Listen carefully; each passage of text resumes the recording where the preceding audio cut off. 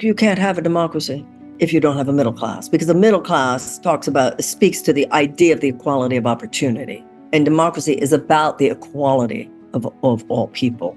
In the 1970s in this country, the average American worker had decent benefits, could afford a house, could afford a car, could afford a yearly vacation.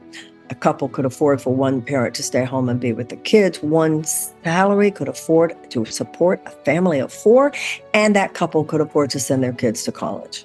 Now, that speaks to a greater prevalence of a social well-being, emotional well-being, psychological well-being, people who have time and bandwidth for their spouses, for their children, for their neighbors, for their community. But what has happened with this enormous transfer of wealth from the bottom 90% of Americans to the $250 trillion is that too many people are put in struggle mode. People are grasping all the time.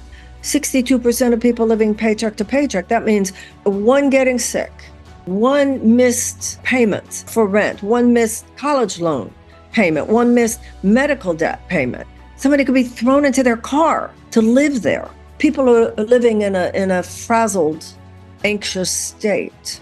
When we say middle class, it's not just about economic well-being. Economic well-being determines a level of emotional, psychological, even spiritual well-being. People have to be able to relax at some point. When you have no money, there's no wiggle room. People can't relax. And then the worst of us comes out. And by the way, going back to children, often it's the children who suffer most because the stress is taken out on the weakest member of the family.